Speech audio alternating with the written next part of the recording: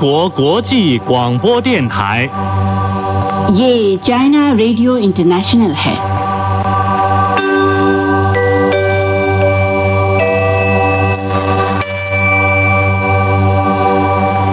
नमस्कार, ये China radio international है। अब हमारा हिंदी कार्यक्रम आरंभ होता है। आज के इस कार्यक्रम में समाचारों के बाद स्वर्णिम चीन के रंग कार्यक्रम के तहत चीन भारत मैत्री का संक्षिप्त इतिहास और चीनी उपन्यास पश्चिम की तीर्थ यात्रा प्रस्तुत किए जाएंगे। अंत में होगा रोजमर्रा की चीनी भाषा। अब सुनिए आज के मुख्य समाचार। शी जिनपिंग ने पेचिंग में वैज्ञानिक एवं तकनीकी नवाचार कार्य का निरीक्षण किया। चीन ने प्राकृतिक संरक्षण क्षेत्रों पर चीन लोक गणराज्य के विनियम जारी किए। एक देश दो प्रणाली ढांचे के तहत हांगकांग में राष्ट्रीय सुरक्षा की रक्षा के अभ्यास पर श्वेत पत्र जारी। अब आप दिव्या पांडे से सुनिए आज के पूरे समाचार।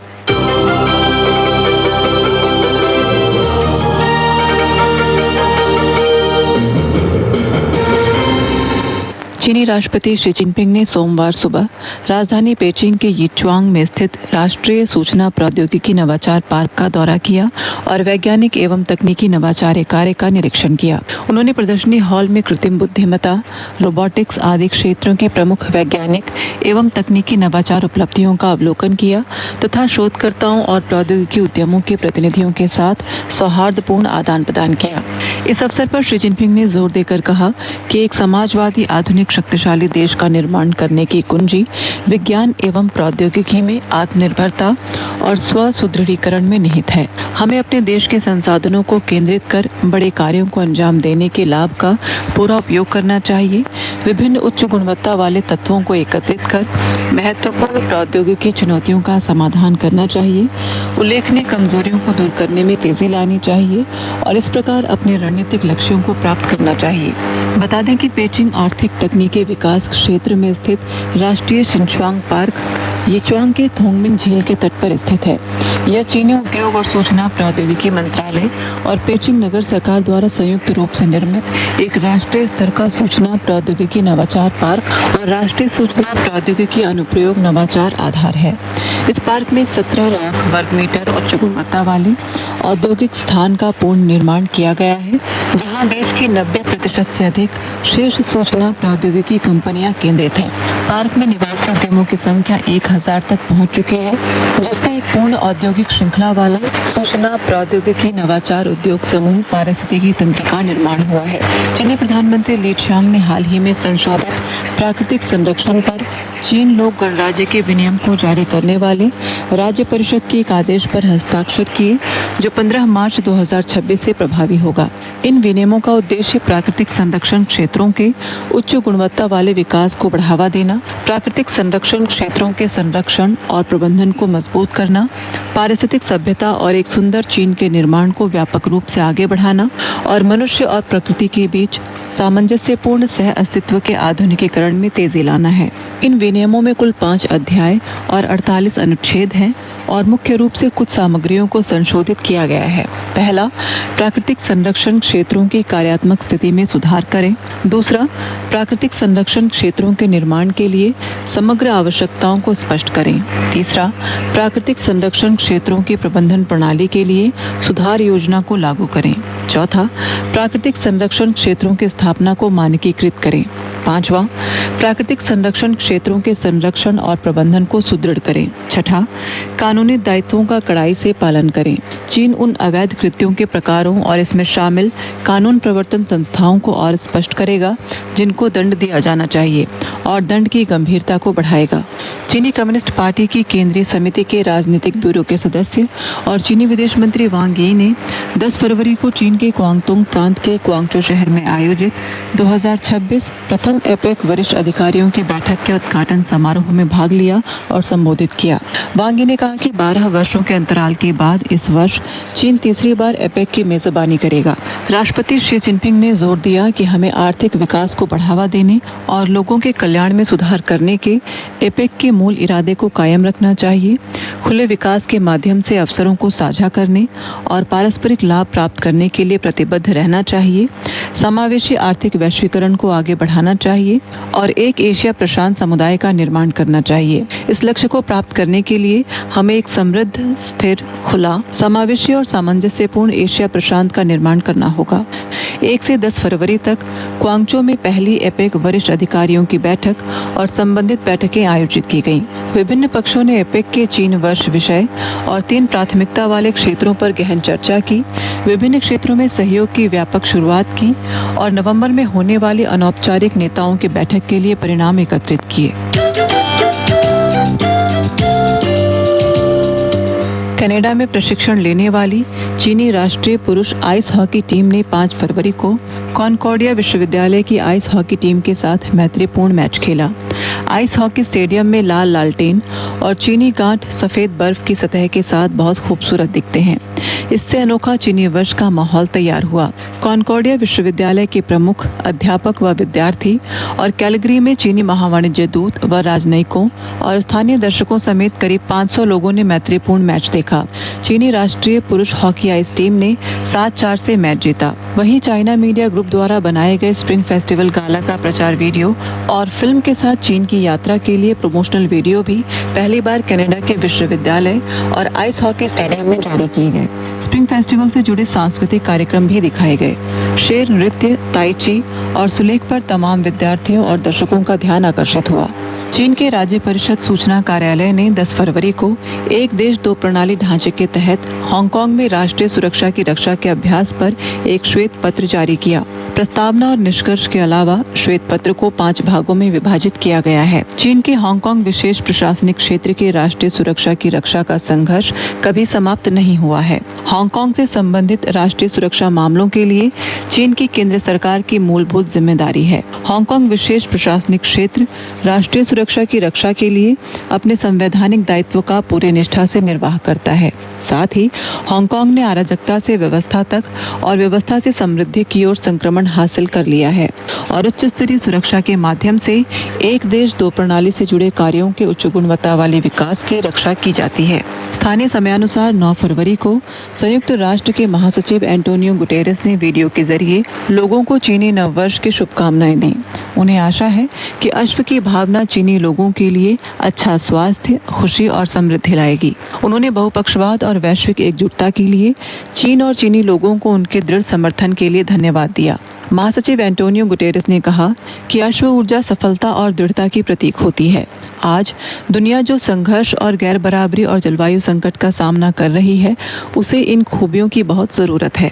पेजिंग समयानुसार 9 फरवरी को दोपहर के बाद 3 बजे दैनिक आवश्यकता की चीजों, नए ऊर्जा वाहनों के पार्ट्स और फोटोवोल्टिक मॉड्यूल से लदी एक ट्रेन चीन के होर्गोस रेलवे पोर्ट से बेलारूस के कोल्यादेची की ओर रवाना हुई। इस तरह 2026 में होर्गोस रेलवे पोर्ट से गुजरने वाली चीन यूरोप मालगाड़ियों की कुल संख्या 1000 से ज्यादा हो चुकी है। वर्ष 2026 में होर्गोस रेलवे पोर्ट से गुजरने वाली चीन यूरोप मालगाड़ियों की दैनिक औसत संख्या 27 से ज्यादा रहती है। आने वाली वापसी ट्रेन का ट्रांसशिपमेंट हर 2 घंटे में पूरा हो सकता है। इस रेलवे पोर्ट के जरिए निर्यात वाली वस्तुओं की संरचना में भी लगातार सुधार किया जा रहा है। पूर्वी और दक्षिणी चीन से नववर्ष की खास माल ढुलाई की मात्रा में उल्लेखनीय वृद्धि हुई। साथ ही नई ऊर्जा वाहन, फोटोवोल्टिक मॉड्यूल और सटीक उपकरण आदि उच्च मूल्य वर्धित और उच्च तकनीकी उत्पाद ढुलाई की मात्रा में मजबूत वृद्धि रही। होर्गोस रेलवे पोर्ट सीमा शुल्क ने चीनी रेलवे विभाग के साथ स्मार्ट रेलवे पोर्ट प्लस अपने इलाके में सीमा शुल्क डिक्लेरेशन व निरीक्षण की तैयारी पूरा करना के माध्यम से वास्तविक समय डेटा विनिमय को हासिल किया। उन्होंने आवेदन चित्रों की बुद्धिमान समीक्षा और प्रारंभिक मशीन निरीक्षण आदि तकनीकी साधनों से संबंधित मालगाड़ियों के लिए एकल गाड़ी की सीमा शुल्क निकासी दक्षता में 50% से ज्यादा की वृद्धि की। वर्ष 2026 का वसंतोत्सव आने के मौके पर पेरू, क्यूबा और श्रीलंका आदि देशों में हैप्पी चाइनीज न्यू ईयर सिलसिलेवार कार्यक्रम का आयोजन हुआ। चीनी संस्कृति और पर्यटन मंत्रालय ने हाल में अमेरिका के फिलाडेल्फिया में हैप्पी चाइनीज न्यू ईयर और हेलो चाइना राष्ट्रीय पर्यटन के प्रचार कार्यक्रम का आयोजन किया। इसमें नए साल का संगीत समारोह, पर्यटन प्रचार सभा, वसंतोत्सव से जुड़ी प्रदर्शनी और फिलाडेल्फिया सिम्फनी ऑर्केस्ट्रा और चीन प्रदर्शनी आदि शामिल थे।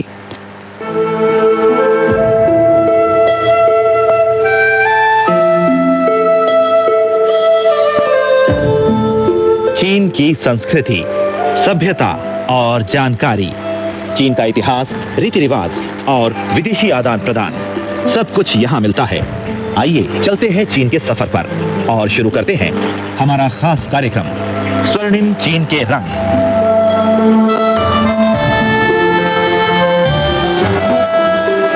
नमस्कार श्रोता मित्रों, आप सुन रहे हैं स्वर्णिम चीन के रंग कार्यक्रम और मैं हूं आपका मित्र पंकज श्रीवास्तव।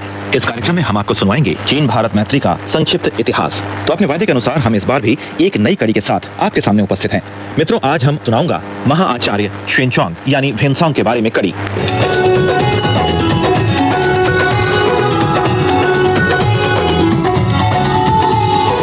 पिछली बार जो हमने आपको कड़ी सुनाई थी, xuanzang को केवल इसलिए याद नहीं किया जाता कि उसने बौद्ध धर्म के क्षेत्र में महत्वपूर्ण योगदान किया था। उसकी रचना महान थांग काल में पश्चिमी देशों का विवरण एक अत्यंत मूल्यवान ग्रंथ है। इस ग्रंथ में 138 तत्कालीन राज्यों की स्थिति का वर्णन किया गया है। इन राज्यों में वर्तमान शिनचांग, अफगानिस्तान, पाकिस्तान, भारत और श्रीलंका शामिल हैं। xuanzang ने लगभग समूचे भारत की यात्रा की थी। वहां मौजूद 20 राज्यों में उसने जो कुछ देखा उसका अपनी पुस्तक में सविस्तार वर्णन किया। जिन राज्यों में वो नहीं जा सका, उनसे संबंधित सुनी सुनाई सामग्री को भी उसने अपनी पुस्तक में संकलित किया। उसके विवरण एकदम सही हैं। अपनी पुस्तक में उसने विभिन्न स्थानों की भौगोलिक स्थिति का वर्णन किया, विभिन्न राज्यों की संचार पंक्तियों और सीमाओं का वर्णन किया, शहरों और उनकी आबादी का वर्णन किया, यहाँ तक कि स्तूपों की ऊंचाई और बौद्ध विहारों में निवास करने वाले भिक्षुओं की संख्या तक का वर्णन किया। उसने स्थानीय रीति रिवाजों, प्राचीन स्मारकों, ऐतिहासिक व्यक्तियों और दंत कथाओं और आख्यानों से भी परिचित कराया। xuanzang के अभिलेखों की प्रामाणिकता भारत के ऐतिहासिक अभिलेखों और आधुनिक खुदाइयों के परिणामों से सिद्ध हो चुकी है। ये जानकारी समृद्ध विषय वस्तु और स्पष्ट वर्णन के कारण ये पुस्तक भारत और मध्य एशिया के प्राचीन इतिहास के अध्ययन के लिए एक अनिवार्य संदर्भ सामग्री है। सोवियत मध्य एशिया में एक बार मुख्यतः xuanzang के विवरणों के अनुसार खुदाई की जा चुकी है। महान थांग काल में पश्चिमी देशों का विवरण की रचना आज से 1300 वर्ष पहले की गई थी। इस ग्रंथ का अनेक भाषाओं में अनुवाद हो चुका है और ये समूची दुनिया में विख्यात हो चुका है। xuanzang अब विश्व की एक महान सांस्कृतिक विभूति बन गया है। विशेष रूप से भारत में सभी शिक्षित लोग इस प्राचीन चीनी विद्वान से परिचित हैं। xuanzang एक महान इतिहासकार ही नहीं बल्कि एक महान दार्शनिक भी था। भारत जाकर उसने भारतीय दर्शन के अत्यंत जटिल और व्यापक विषयों का अध्ययन किया, जिनमें महारत हासिल करने के लिए विभिन्न बौद्ध संप्रदायों और सभी प्राचीन भारतीय मतांतरों का ज्ञान होना आवश्यक था। इस क्षेत्र में xuanzang के व्यापक ज्ञान और मौलिक योगदान के कारण उसे भारत में भारी सम्मान प्राप्त हुआ। चीन लौटने के बाद उसने एक नई विचार शाखा की स्थापना की जो फाशियान विचार शाखा कहलाती है। xuanzang ने स्वयं बहुत कम दार्शनिक पुस्तकें लिखी। उसने संस्कृत भाषा में जो दार्शनिक निबंध लिखा था वो काफी पहले विलुप्त हो चुका है। केवल उसकी संक्षिप्त रूपरेखा और शीर्षक ही बाकी रह गए हैं। निबंध का शीर्षक था मन का तर्क संगत विश्लेषण। ये दोस्ती तेरे दम से है, ये दोस्ती तेरे दम से है। अब आप सुन रहे हैं स्वर्णिम चीन के रंग कार्यक्रम में चीन भारत मैत्री का संक्षिप्त इतिहास के तहत महाआचार्य भीमसांग के बारे में कड़ी।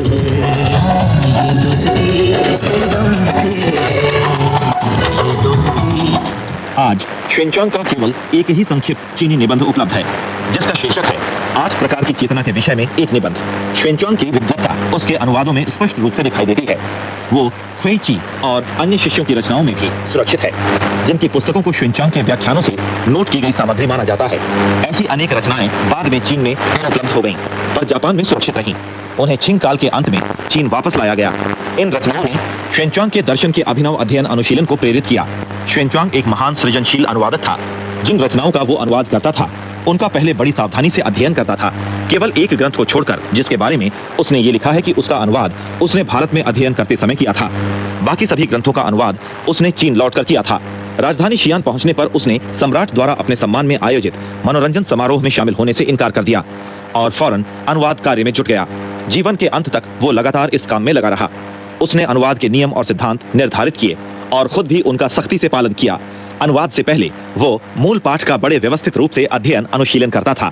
एक ग्रंथ का अनुवाद उसने मूल रचना के 10 अलग अलग संस्करणों को संकलित करके किया था।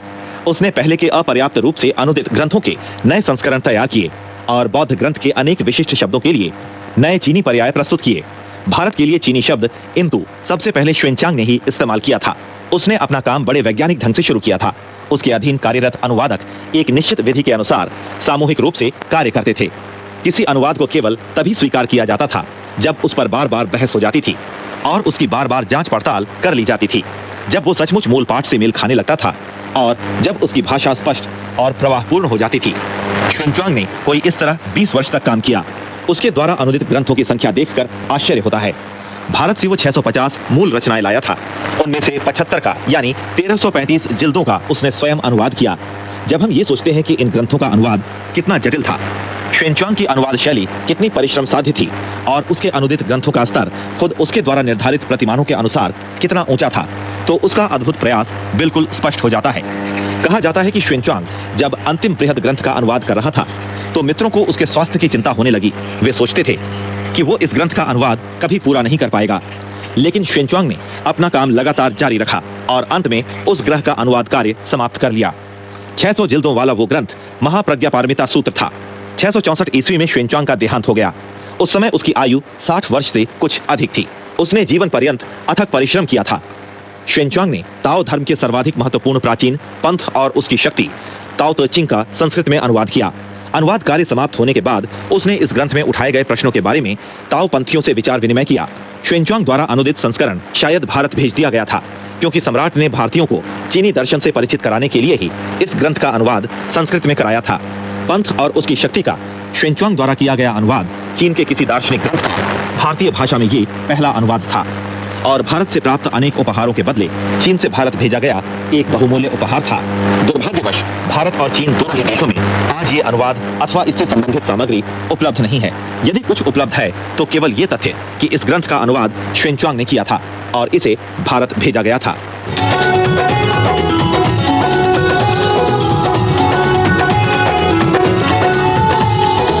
भारत प्रवास के दौरान xuanzang ने अनेक भारतीय विद्वानों से विचार विनिमय किया था। चूंकि वो चीनी दर्शन, साहित्य और इतिहास की गहरी जानकारी रखता था, इसलिए संभवतः उसने इन विषयों से भारतीय मित्रों को परिचित कराया होगा। कुछ विद्वानों का विश्वास है कि भारतीय चिंतन के विकास को चीनी चिंतन ने भी आंशिक रूप से प्रभावित किया है। यदि ये सच है तो विचारों के आदान प्रदान में xuanzang की भूमिका निसंदेह महत्वपूर्ण रही होगी। xuanzang का नाम चीन में न सिर्फ इसलिए विख्यात है कि वो एक जाना माना विद्वान था, बल्कि इसलिए भी विख्यात है कि उसने अनेक साहसपूर्ण कारनामे किए। बौद्ध सूत्रों की खोज में भारत की साहस यात्रा करने वाले भिक्षु थांगशंग की पौराणिक कहानियां चीन में बच्चे बच्चे की जबान पर है। ये थांगशंग वास्तव में xuanzang ही था। xuanzang की इन दुर्गम और कठिन यात्राओं के लिए बड़े धीरज और फौलादी संकल्प की आवश्यकता थी। उसकी ये साहसपूर्ण विदेश यात्राएं जनता के बीच इतनी लोकप्रिय हो गईं कि उसकी मृत्यु के कुछ ही समय बाद उसके बारे में बहुत सी कथा कहानियां प्रचलित हो गईं। सुंग राजवंश के गेय गाथा काव्य थांगशंग ने बौद्ध सूत्रों को कैसे प्राप्त किया में उसकी यात्राओं का बड़ा ही मर्मस्पर्शी वर्णन किया गया है। इसी रचना के आधार पर मिंग राजवंश का विख्यात पौराणिक उपन्यास पश्चिमी स्वर्ग की तीर्थ यात्रा लिखा गया। लेकिन इस उपन्यास के नायक के चरित्र की केवल दो बातें असली xuanzang से मेल खाती हैं। पहली बात यह कि उसका नाम भी xuanzang था और दूसरी बात यह कि वो भी बौद्ध सूत्रों की तलाश में गया था। दोनों के जीवन की अन्य कोई घटना एक दूसरे से मेल नहीं खाती। इसलिए xuanzang का नाम तो असंख्य लोग जानते हैं, लेकिन उसकी उपलब्धियों की जानकारी बहुत कम लोगों को है। xuanzang का असली इतिहास क्या है? xuanzang का कुल नाम chen था। वो हेनान प्रांत का निवासी था। 13 वर्ष की आयु में वो भिक्षु बन गया था। उसने अल्पकाल में ही बहुत से बौद्ध ग्रंथों का अध्ययन कर लिया और अपना अध्ययन जारी रखने के लिए सचुआन चला गया।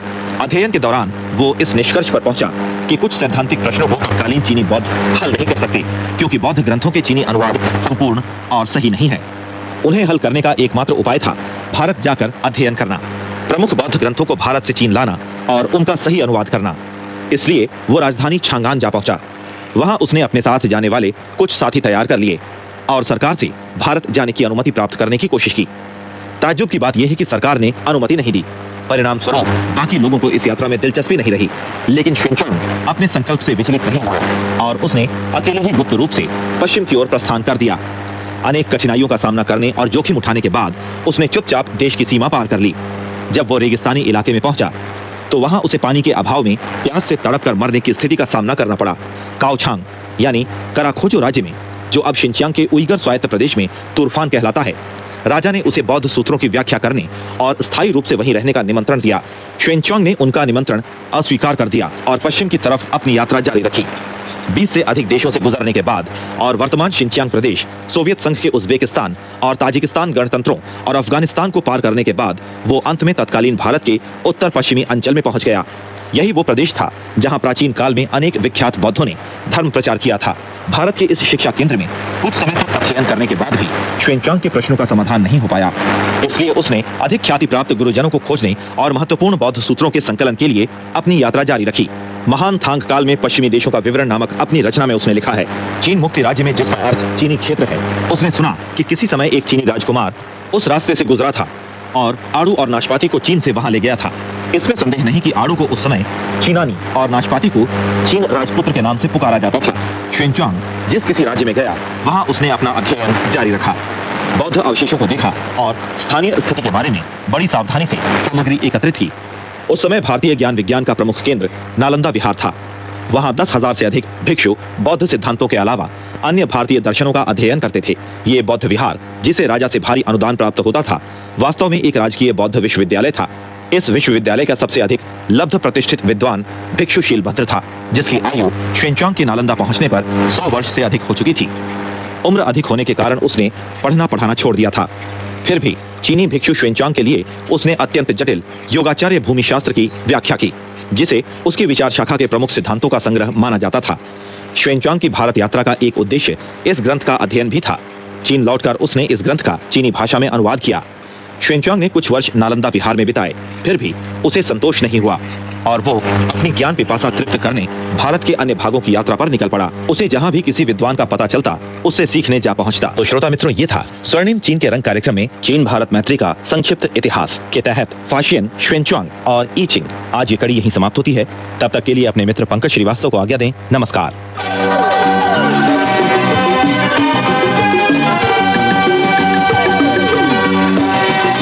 यह चाइना रेडियो इंटरनेशनल है। अब शुरू होता है पश्चिम की तीर्थ यात्रा महासागर का समय।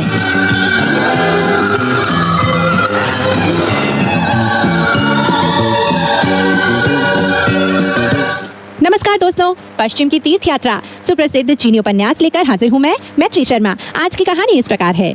दोस्तों, अब तक आपने कहानी में सुना कि वानर दुखी होकर पुष्पफल पर्वत जा पहुंचता है। वहां वह देखता है कि कोई भी छोटे वानर ना तो खेल रहे हैं, ना उछल कूद कर रहे हैं। उसे यह देखकर बहुत हैरानी होती है। जैसे ही छोटे छोटे वानर उसके पास आते हैं तो वह उनसे हाल समाचार पूछता है।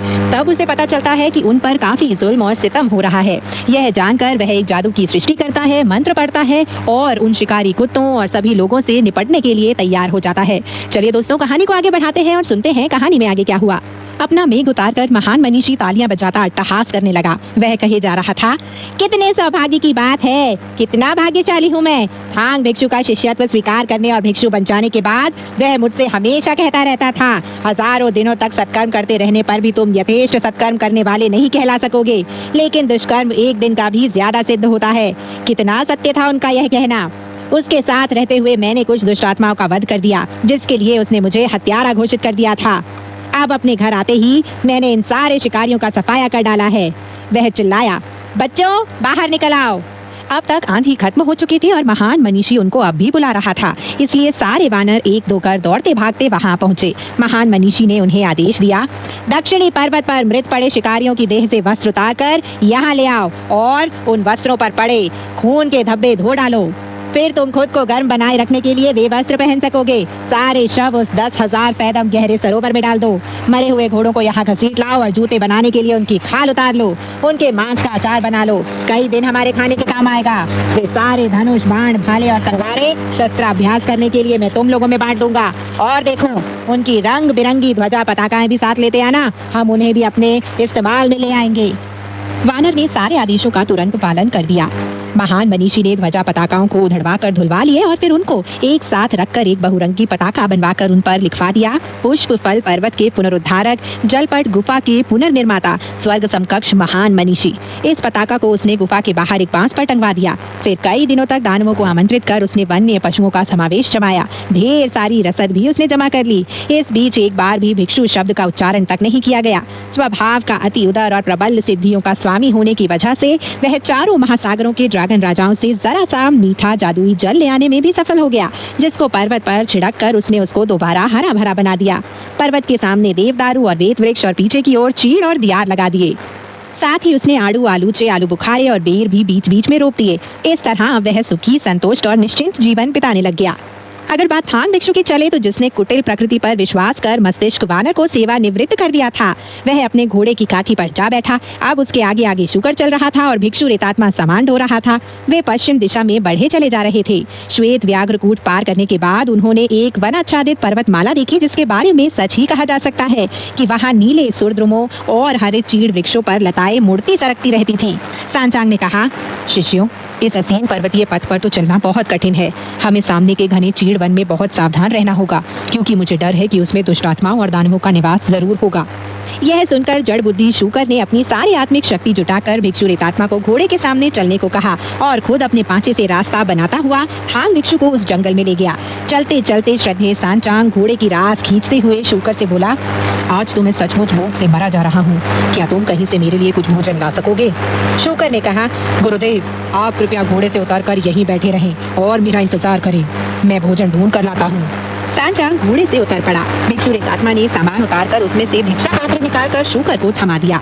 शूकर चलने को हाजिर हुआ तो सांचांग ने पूछा कि वह किस दिशा में जाएगा। शूकर ने जवाब दिया, आप इसकी चिंता न करें, चाहे बर्फ काट कर आग लगानी पड़े या जमी बर्फ निचोड़ कर तेल निकालना पड़े, तब भी मैं आपके लिए भोजन लेकर ही आऊंगा। पश्चिम दिशा में चीड़ वन से करीब 4 कोस दूर चलते चले जाने पर भी शूकर की किसी से मुलाकात नहीं हुई। यह जगह सच में निर्जन थी। वहाँ केवल भेड़िए और बाघ ही बसते थे। शूकर के लिए अब ज्यादा चल पाना बहुत मुश्किल हो रहा था। वह बड़बड़ाने लग गया, जब वानर हमारे साथ रहता था तब तो उस बूढ़े भिक्षु को मन चाहे पदार्थ मौजूद हो जाते थे, अब मुझे ही वह सारा काम करना पड़ गया है। कितनी सच बात है कि गृहस्थी चलाने पर ही पता चलता है कि चावल और ईंधन कितने महंगे होते हैं, और पैतृक स्नेह की जानकारी बच्चों का पालन पोषण करने पर ही हो पाती है। यहाँ इस मार्ग पर तो भिक्षा मांगने के लिए कोई जगह है ही नहीं। ज्यादा चलने से उसे नींद आने लगी। उसने सोचा, अब अगर लौटकर मैंने उस बूढ़े को बताया कि मुझे कहीं भी भिक्षा नहीं मिल पाई तो वह विश्वास ही नहीं करेगा कि मैं इतनी दूर चला हूँ। अच्छा यही होगा कि 1-2 घंटे यहीं बैठा रहूँ और फिर जाकर उसे यह सूचना दूँ। यहाँ घास पर हल्की झपकी ली जा सकती है। यह सोचकर वह मंदबुद्धि घास का तकिया बनाकर वहीं सो गया। उसने केवल कुछ ही देर सुस्ताने का निश्चय किया, लेकिन उसे तो पता ही नहीं था कि वह इतना ज्यादा थक चुका था कि जमीन पर पड़ते ही वह गहरी नींद में सो जाएगा। अब शूकर काफी देर तक वहीं सोता रहा। ज्यादा चिंताग्रस्त और व्याकुल हो उसने भिक्षु रेतात्मा से कहा, अब तो बहुत देर हो गई है, शूकर अभी तक भिक्षा लेकर वापस क्यों नहीं लौटा? भिक्षु रेतात्मा ने जवाब दिया, गुरुदेव, आप अभी तक उसे पहचान नहीं पाए। उसने पता लगा दिया है कि पश्चिम के अधिकांश निवासियों को भिक्षा देना बहुत प्रिय होता है। वृकोदर होने के कारण उसे आपकी चिंता नहीं होगी। खुद भर पेट भोजन न कर लेने तक वह वापस नहीं लौटेगा। सांचांग बोला, तुम ठीक कह रहे हो। अगर वह दूर कहीं बैठा लालच में पड़ा अपना पेट भर रहा हो तब हमें उसकी चिंता करने की जरूरत नहीं है, लेकिन बहुत देर हो चुकी है और यह जगह रात बिताने के लायक नहीं है। हमें कहीं और चलकर आश्रय खोज लेना चाहिए। भिक्षु रेतात्मा कहने लगा, क्या जल्दी है, आप यहीं बैठिए, मैं जाकर उसका पता लगाता हूँ। सांचांग बोला, ठीक, बहुत ठीक। भोजन की चिंता छोड़ो, इसकी अपेक्षा रात में आश्रय लेना, योग्य स्थान का मिलना कहीं ज्यादा जरूरी है। अपना अमूल्य दंड थाम कर भिक्षु रेतात्मा चीड़ वन से निकलकर शूकर की खोज करने चल पड़ा। वन में अकेला बैठा सांचांग बहुत क्लांत और चिंतातुर हो रहा था, इसलिए खुद को संवरित कर वह उठ खड़ा हुआ। उसने अपना सामान एक गुप्त जगह में छिपा कर रख दिया और घोड़े को वृक्ष से बांध दिया। अपना सरकंडों का टोप पहनकर उसने भिक्षु दंड भूमि में गाड़ दिया और अपना काला चीवर संवार वृक्षों के बीच धीरे धीरे टहलते हुए वह खुद को प्रसन्न बनाए रखने की कोशिश करने लगा। वन में खिले पुष्पों को निहारते हुए वह इतना ज्यादा मग्न हो गया कि उसे नीड़ों में लौटते पक्षियों का कलरव भी सुनाई नहीं दिया। घास बहुत घनी उगी हुई थी और जंगल में पगडंडियां बहुत संकरी थी। अपने ख्यालों में खोया हुआ सांचांग रास्ता ही भूल गया। अपना मन लगाए रखने के साथ साथ वह शूकर और भिक्षु रेतात्मा की खोज भी करता जा रहा था। उसे ध्यान ही नहीं रहा था कि वे दोनों सीधे पश्चिम दिशा में गए थे, जबकि वह चारों दिशाओं का चक्कर लगा चुकने के बाद अब ठेठ दक्षिण की ओर चला जा रहा था। वह जंगल से बाहर निकल आया था।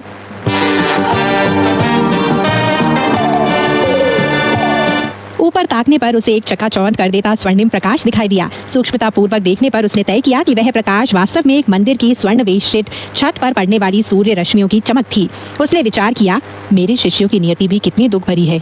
जब मैं पूर्वी क्षेत्र से चलने लगा था, मैंने प्रतिज्ञा की थी कि मैं मार्ग में पड़ने वाले प्रत्येक मंदिर में धूप जलाऊंगा, प्रत्येक बुद्ध प्रतिमा का पूजन किया करूंगा और प्रत्येक मंदिर में झाड़ू लगाया करूंगा।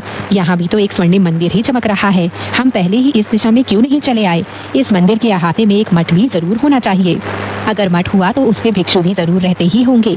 चलो खुद ही चल कर देख लेता हूँ। सामान और घोड़े को तो उस जनविहीन जगह में कोई नुकसान नहीं पहुँचेगा। अगर उपयुक्त जगह मिल गई तो शिष्यों के लौट जाने पर हम तीनों यहाँ आसानी से रात बिता सकेंगे।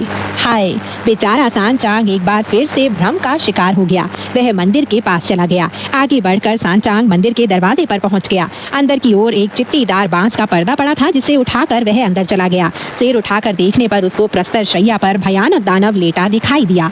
उसे देखकर सांचांग डर कर पीछे की ओर दुबकने की कोशिश करने लगा। आतंक से उसकी देह सुन्न पड़ गई थी। वह मुड़कर बाहर जाने ही वाला था, तभी असीम शक्ति संपन्न दानव ने स्वर्ण कनिका वाले दोनों दैत्य नेत्र उघाड़े और ऊंचे सुर में पूछा, बच्चों, वह बाहर कौन खड़ा है?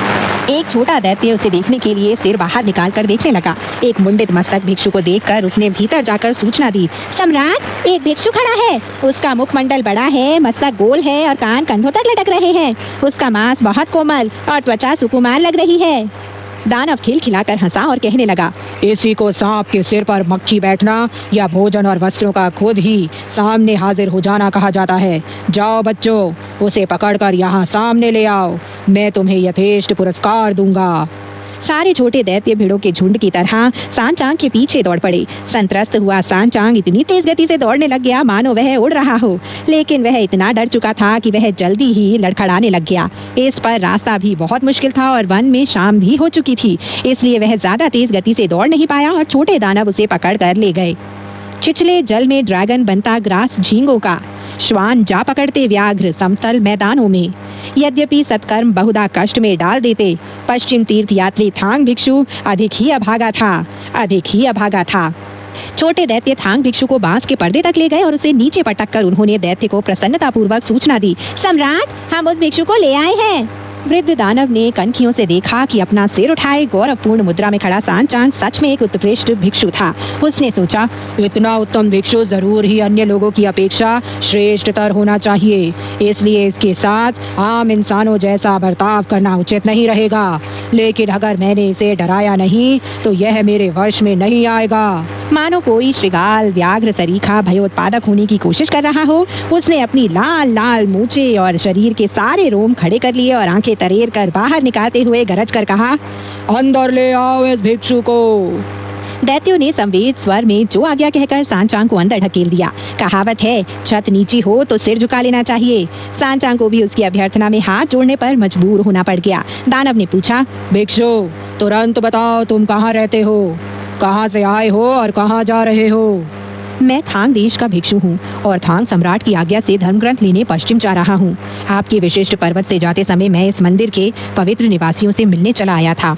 मैंने कभी सोचा भी नहीं था कि मैं आपकी शांति में बाधक बनूंगा। महामहिम, मैं क्षमा याची हूँ। पश्चिम से धर्म ग्रंथ लेकर पूर्व वापस जाते समय मैं निश्चित व्यवस्था कर दूंगा कि आपका सुयश हमेशा हमेशा के लिए स्थायी रह जाए। हंसी से दोहरा होते दानव कहने लगा, मैंने भी यही सोचा था कि तुम जरूर किसी महान देश से आए हो। मेरा विचार सच साबित हुआ, इसलिए अब मैं तुम्हें खा जाऊंगा। यहाँ आकर तुमने बड़ा अच्छा किया, नहीं तो तुम तो हमारे हाथ से निकल ही गए होते। तुम्हारे भाग्य में ही मेरे मुख का ग्रास बनना लिखा था, इसलिए तुम खुद ही यहाँ दौड़े चले आए हो। हम तुम्हें कभी जाने नहीं देंगे और तुम भी हमसे बचकर भाग नहीं सकोगे। यह कहकर उसने छोटे दैत्यों को उसे रस्सियों से कस देने की आज्ञा दी। वे सब उस पर टूट पड़े और बंधनों में जकड़कर उसको आत्मा स्थिरीकारक स्तंभ से बांध दिया। तब वृद्ध दानव ने हाथ में तलवार उठाकर पूछा, तुम कुल कितने लोग यहाँ आए हो? पश्चिम स्वर्ग तक अकेले की यात्रा की हिम्मत तो अवश्य ही तुम में नहीं होगी। उसके हाथ की तलवार पर नजर रखने पर सांचांग सच बोलने पर मजबूर हो गया। सम्राट, शूकर और भिक्षु रेतात्मा नामक मेरे 2 शिष्य मेरे साथ हैं। वे दोनों चीड़ वन के बाहर भिक्षा लेने गए हुए हैं। उन दोनों के अलावा मेरे पास कुछ सामान है और एक सफेद घोड़ा भी है, जिन्हें मैं वन में ही छोड़ आया हूँ। वृद्ध दानव बोला, यह तो हमारे लिए और भी ज्यादा सौभाग्य की बात है। 2 शिष्यों के साथ तुम 3 व्यक्ति हो गए और घोड़े के साथ 4। हमारे भोजन के लिए इतना काफी होगा। छोटे दानव कहने लगे, उनको हम जाकर पकड़ लेते हैं।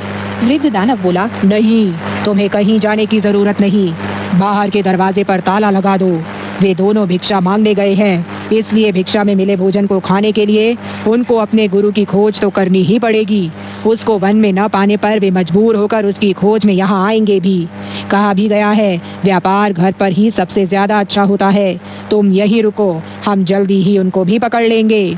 छोटे दैत्यों ने मुख्य दरवाजे पर ताला लगा दिया।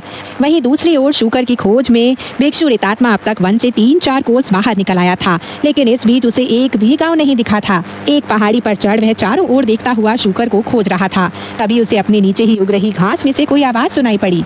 हाथ के डंडे से ऊंची घास को एक ओर ठेलने पर उसने मंद बुद्धि शूकर को नींद में बड़बड़ाते सुना। भिक्षु रेतात्मा ने जब उसके कान खींचे तब कहीं जाकर शूकर की नींद टूटी। रेतात्मा बोला, मूर्ख जड़ बुद्धि, गुरुदेव की आज्ञा अनुसार भिक्षा लाने की जगह पर तुझे यहाँ आकर सो जाने को किसने कहा था? नींद से चौंक कर उठते हुए शूकर ने पूछा। क्यों भाई, क्या समय हो गया? भिक्षु रेतात्मा ने डांटा। तुरंत उठ खड़े हो जाओ, भिक्षा मिले न मिले गुरुदेव ने हम दोनों को कहीं आश्रय स्थल खोजने का आदेश दिया है। दोस्तों, आज की कहानी यहीं तक। आगे की कहानी लेकर मैं मैत्री शर्मा फिर हाजिर होंगी। तब तक के लिए नमस्कार, बाय बाय।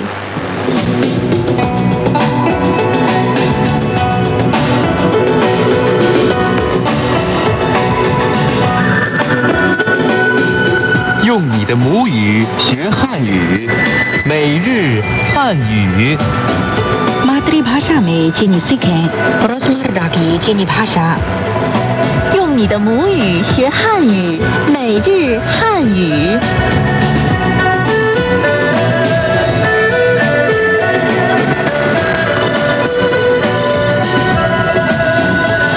ये चाइना रेडियो इंटरनेशनल है। श्रोताओं को सावधान का नमस्कार।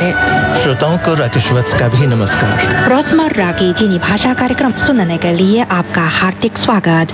दोस्तों, पिछले पाठ में हमने मुख्य तौर पर चीन में अस्पताल में जाकर डॉक्टर को दिखाने में इस्तेमाल किए जाने वाले वाक्यों पर विचार किया था। अब आज के पाठ के मुख्य वाक्य। 我给你开点儿感冒药， मैं आपको जुकाम की कुछ दवा देता हूँ। 每天吃几次？ हर रोज कितनी बार दवा खानी है? 一天3次，每次1片。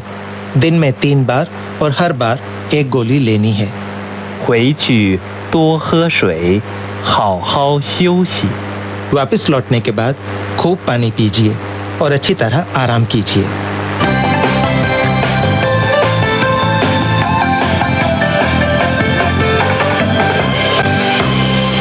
राकेश जी, लगता है आज भी आप ठीक नहीं है। बोलने में कोई तकलीफ है क्या? गले में खारिश है? लगता है कि आपको खांसी हो जा रही है। जी हाँ, मुझे डॉक्टर को दिखाना है, फिर खांसी की दवा ले लूंगा। हिंदी में तो डॉक्टर अक्सर कहते हैं, मैं आपको जुकाम की कुछ दवा देता हूँ। चीनी भाषा में इसे कैसे कहेंगे? चीनी में कहते हैं, 我给你开点儿感冒药。 वो给你开点儿感冒药。 我 मैं 我 给你 आपको देती हूँ। 给你 या आपको देता हूँ। 开 नुक्सा लिखना। 开 点儿 यानी कि कुछ। 点儿 感冒药 जुकाम की दवा। 感冒药。 我给你开点儿感冒药。 我给你开点儿感冒药。 मैं आपको जुकाम की कुछ दवा देता हूँ। आइए सुने आज के पाठ की पहली बातचीत। 你感冒了，我给你开点感冒药。 好的， शाओचांग जी, दवा कैसे लें? आप डॉक्टर से पूछें, 每天吃几次? हर रोज कितनी बार दवा खानी है? 每天吃几次？ 每天 हर रोज 每天 吃 खाना 吃 几次 कितनी बार 几次？ 每天吃几次 每天吃几次？ हर रोज कितनी बार दवा खानी है? आइए सुने आज के पाठ की दूसरी बातचीत। 每天吃几次？ 一天3次，每次1片。 शाओचांग जी, मुझे ये भी बताइए, इस नुस्खे पर चीनी भाषा में क्या लिखा हुआ है? मुझे दिखाइए। ओहो, इस पर लिखा हुआ है कि दिन में 3 बार ये दवा खानी है और हर बार एक गोली लेनी है। अच्छा, समझ गया। दिन में 3 बार और हर बार 1 गोली लेनी है। कृपया चीनी भाषा में फिर एक बार मुझे बता दीजिए। 一天3次，每次1片。一天3次，每次1片。一天 एक दिन। 一天3次 3 बार।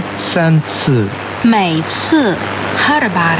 每次1片 एक गोली। 1片。一天3次，每次1片。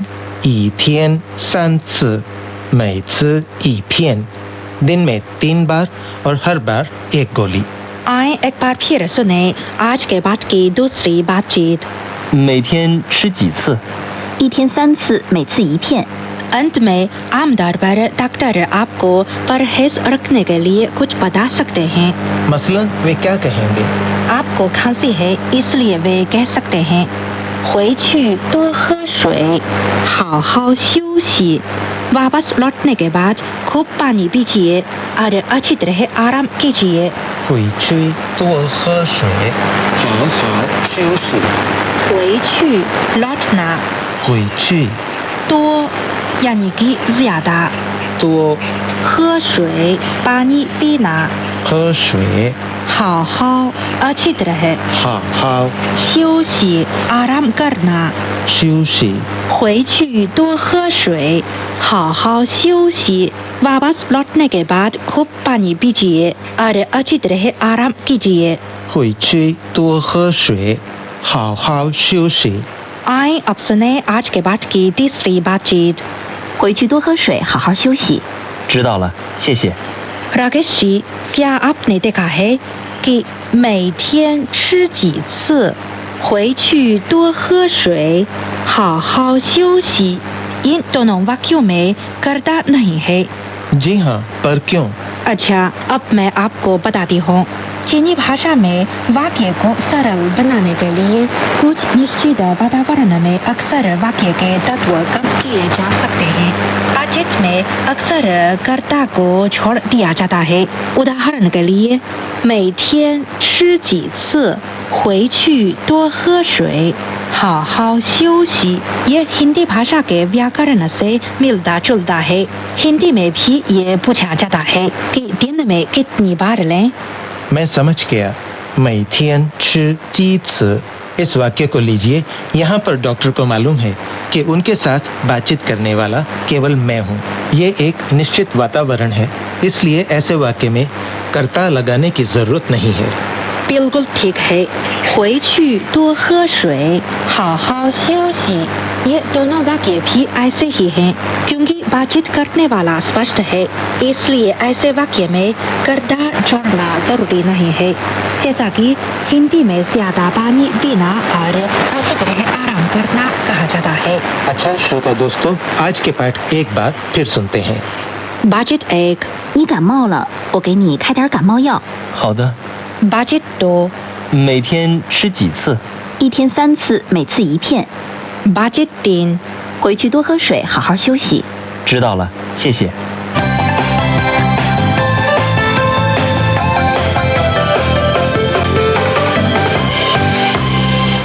अच्छा श्रोता दोस्तों, आज का पाठ यहीं तक। अब शाओथांग और राकेश वत्स को आज्ञा दें। नमस्कार। नमस्कार।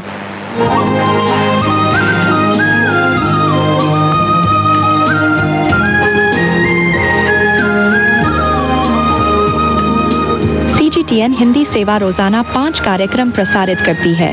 हमारा पहला कार्यक्रम भारतीय समय के अनुसार सुबह 8:30 से 9:30 बजे तक, दूसरा कार्यक्रम संध्या के 6:30 से 7:30 बजे तक, तीसरा कार्यक्रम रात के 8:30 से 9:30 बजे तक, चौथा कार्यक्रम रात के 9:30 से 10:30 बजे तक और पांचवा कार्यक्रम रात के 10:30 से 11:30 बजे तक प्रसारित होता है।